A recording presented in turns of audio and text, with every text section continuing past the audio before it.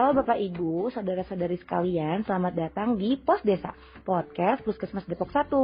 Podcast ini dibuat dengan harapan bisa menjadi media edukasi yang menarik untuk didengar dan bisa menjawab hal-hal umum yang sering menjadi pertanyaan kita semua.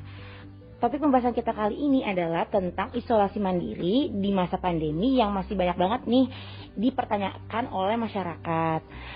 Nah, hari ini saya tidak sendiri nih, tentunya ada narasumber yang siap menjawab pertanyaan-pertanyaan kita. Yuk kita sapa narasumber kita, Dr. Amel. Halo Bapak Ibu, saudara-saudari sekalian pendengar Pos Desa. Yuk kita mulai saja diskusinya. Dokter, kita langsung ke sesi tanya jawab aja ya. Pertanyaan pertama nih dok, sebenarnya bedanya isolasi mandiri sama karantina biasa tuh apa sih dok? Oke, kalau untuk isolasi itu adalah diperuntukkan bagi orang yang sakit, yaitu pasien yang suspek atau probable atau pasien konfirmasi COVID, itu wajib dilakukan isolasi. Sedangkan karantina itu diperuntukkan bagi orang yang sehat, biasanya pada kasus-kasus orang dengan kontak erat dan dia tidak bergejala, itu dilakukan karantina mandiri. Nah, isolasi maupun karantina ini bisa dilakukan secara mandiri di rumah ataupun dilakukan di rumah sakit darurat atau rumah sakit rujukan. Tujuannya sama-sama untuk memutus mata rantai penularan COVID-19. Nah, pertanyaan selanjutnya nih dok, siapa aja sih yang perlu diisolasi mandiri? Orang-orang yang boleh melakukan isolasi mandiri itu adalah pasien yang tidak ada gejala, kemudian pasien dengan gejala ringan sampai dengan sedang, pasien yang tidak memiliki penyakit penyerta, kemudian syarat lainnya adalah rumah dari pasien ini memenuhi syarat untuk isolasi mandiri. Kemudian selain itu lingkungan pun mendukung untuk pemenuhan kebutuhan fisik, mental, dan juga medis pasien. Kemudian bisa juga dilakukan isolasi mandiri di rumah apabila ada kondisi tertentu atas izin dokter, misalkan karena tempat isolasi khusus atau rumah sakit penuh. Nah, kalau misalnya untuk syarat tempat yang bisa digunakan untuk isolasi mandiri itu ada kriterianya nggak sih dok? Untuk kriterianya ada beberapa. Yang pertama adalah memiliki ruangan khusus yang terpisah untuk isolasi dengan ventilasi yang baik, jadi memiliki pintu dan juga memiliki jendela. Kemudian sebaiknya memiliki kamar mandi yang terpisah yang tidak digunakan bersama-sama dengan orang lain di rumah tersebut. Kemudian ruangan yang sering digunakan bersama seperti dapur, karena biasanya dapur ya memang hanya satu ya di rumah, ini sebaiknya memiliki ventilasi yang baik. Kalau misalnya nih dok, kamar tidurnya hanya satu, bagaimana dok? Kalau kamar mandi juga satu juga seperti apa dok? Oke, pada kasus-kasus yang kamar tidur atau kamar mandinya hanya satu, ini kita bahas yang kamar tidur dulu ya. Kalau tidak memungkinkan ada kamar lain dan hanya bisa tidur di tempat yang sama, maka bisa tidur di tempat yang sama tapi kasurnya berbeda dengan jarak minimal 1 meter dengan anggota keluarga yang lain, dan lebih baik ventilasinya dibuka pada saat berada di kamar tidur bersama-sama. Kemudian apabila kamar mandinya hanya satu, maka usahakan selalu ada ventilasi, jadi dibuka jendelanya atau dibuka pintunya. Kemudian beri jeda waktu penggunaan kamar mandi dengan anggota keluarga yang lainnya.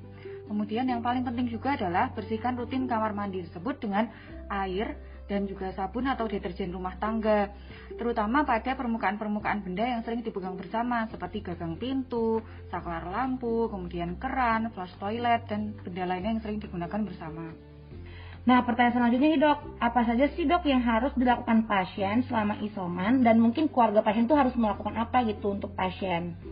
Oke, kalau untuk pasien sendiri yang perlu dilakukan selama isolasi mandiri itu adalah pertama pasti harus dibatasi aktivitas keluar kamar. Jadi maksimalkan waktu isolasi itu memang benar-benar berada di dalam kamar karena namanya juga isolasi ya. Kemudian minimalkan berbagi ruangan yang sama dengan anggota keluarga yang lain. Kemudian menggunakan masker medis apabila keluar kamar, terutama saat berinteraksi dengan keluarga yang lain dan juga saat kontrol ke puskesmas misalnya. Kemudian penting juga nih untuk selalu menggunakan alat makan atau minum dan juga alat mandi yang terpisah. Dan yang terpenting, tetap makan makanan yang bergizi, kemudian cukup istirahat, hindari stres, minum obat yang dianjurkan oleh dokter, dan selalu laporkan perkembangan kondisi ke dokter. Untuk keluarga pasien sendiri, yang bisa dilakukan selama ada anggota keluarganya yang melakukan isolasi mandiri adalah batasi 1 orang saja yang interaksi khusus untuk merawat pasien. Dan ini pilihlah orang yang sehat tanpa penyakit penyerta lainnya yang bisa melemahkan daya tahan tubuh. Kemudian, setiap habis kontak dengan pasien tersebut, segera cuci tangan dan dikeringkan dengan handuk kertas. Kemudian, penting juga untuk selalu memakai masker medis apabila berinteraksi dengan pasien atau masuk ke kamar isolasi. Kemudian pakailah sarung tangan dan masker medis apabila ada kontak dengan darah atau tinja atau air kencing atau cairan tubuh dari pasien yang isolasi mandiri tersebut. Penting juga untuk keluarga memberikan support mental kepada pasien dan juga selalu mengawasi perkembangan gejala pasien dan aktif melaporkan ke dokter apabila ada gejala yang perlu dilaporkan. Nah dok, saya mau nanya, kalau misalnya kita sedang isolasi mandiri, kapan sih kita tuh harus periksa lagi? Oke, kalau harus segera bawa ke fasilitas kesehatan terdekat itu apabila timbul gejala yang memburuk, misalkan demamnya tambah tinggi atau demam tidak turun-turun, batuknya bertambah hebat, muncul sesak, penurunan kesadaran, tidak mau makan, tidak mau minum, kemudian lemas, itu perlu segera dibawa ke vaskes terdekat. Kemudian kalau memiliki alatnya, ketika diukur saturasi oksigen kurang dari 90%, itu juga merupakan indikasi untuk segera dibawa ke vaskes terdekat.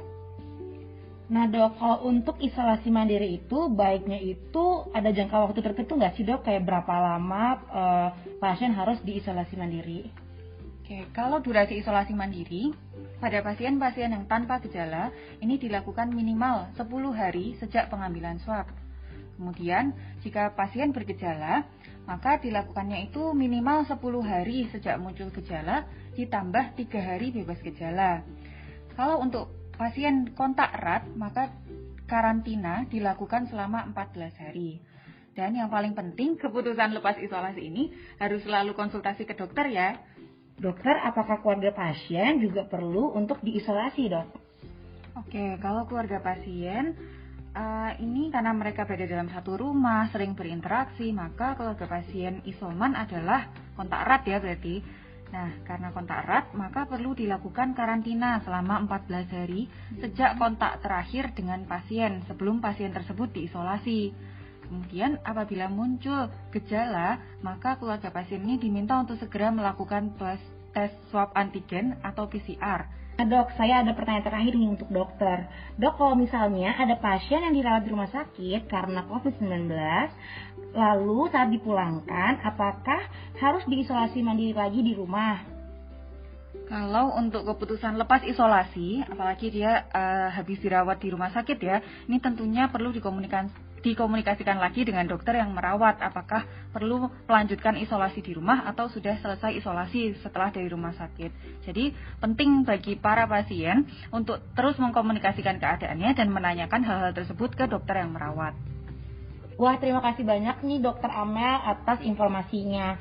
Semoga informasi yang dokter berikan dapat bermanfaat untuk kita semua. Terima kasih banyak ya dok. Sama-sama, sehat selalu. Oh iya, ini ada beberapa referensi mengenai protokol isolasi mandiri dari web COVID nasional dan Kemenkes.